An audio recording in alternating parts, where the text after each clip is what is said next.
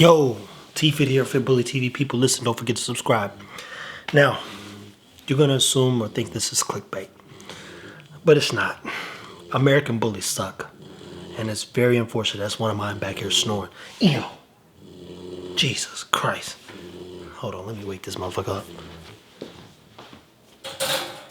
Hey, be quiet. He's a baby. So, I used to breed years ago. Years ago, I used to breed, and I got out of it. Built a couple businesses that did relatively well. And then I got back into dogs. Now, mind you, I've always had dogs. But I saw what was happening to the dog. And I saw that nobody cared. And so when I say American bullies suck, it sucks because of what people have done to the breed. And what they've been doing to the breed. And the problems that they've created in the breed. The health issues that occur in the breed. The lack of care and consideration for the longevity of the breed. The fact that instead of breeding better dogs, like dogs that started the breed years ago, they just have gotten worse.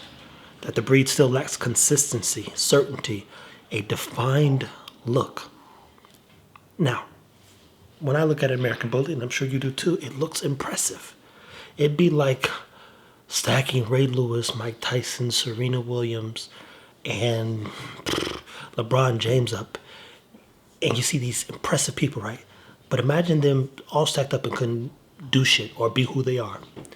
Now, objectively, this breed is turned into a designer breed, so it makes people feel good about having a dog. But I believe a dog should be able to do something, and if it has that much muscle, that many capabilities, or that much muscle, and looks like it can do some shit, it should be able to do some shit.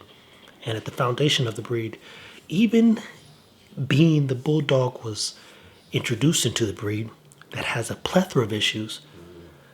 The bulldogs originally were created for bull baiting.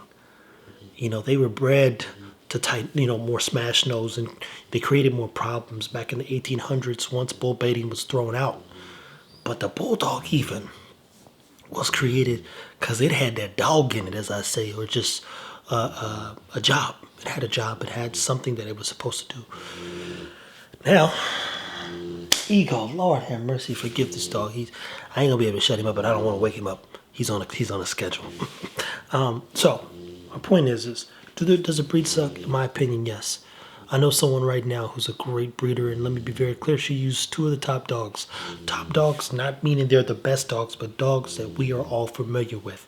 And because of all their issues, she's taken a lot of time out of her daily endeavors, while also a lot of money, and sometimes she doesn't even have the money to do progesterone testing and ultrasounds because she's spending so much money health testing her dogs. And I'm talking like, doctor says these puppies are fine, she'll take them to a cardiologist just to second motion what the doctor's doing to make sure everything aligns because of the issues that come from two of the dogs that she rooted her program in.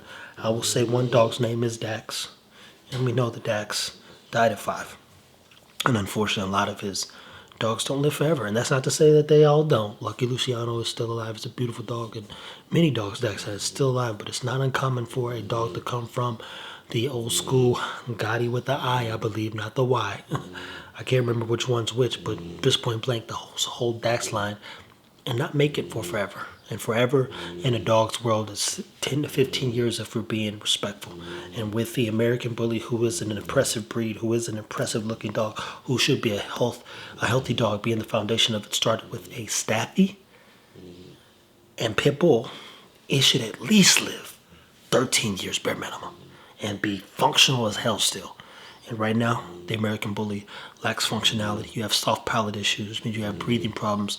It's turned into, it's got brachial issues, which means trouble breathing due to the bulldog being introduced. You got American Bullies that have a lot of trouble now getting pregnant. And when have you ever heard of a pit bull, even when we were backyard breeding, having trouble getting pregnant? That ain't the mission. That's not even a thing in the pit bull world. So now you're going to see endocrinologists and thyroid doctors for dogs, all because you want your dog to be able to produce. But she can't. You know why she can't? because you introduce one of the most unhealthy dogs on earth. And the problem with anything that becomes popular, everyone jumps in seeing the opportunity to build a business, but they don't love the dog. And when you don't love the dog, or when you lack a love for the dog, you oversaturate the market. And when the market gets saturated, what happens? The quality depletes and diminishes, which means that the integrity of what they were trying to establish 20 years ago, it doesn't exist. So now you got these shitty fucking American bullies that are dying at 5 and 9 years old. And so when I say they suck, I'm really talking about the people mostly, because they're not informing or educating themselves on how to breed and really take care of the breed.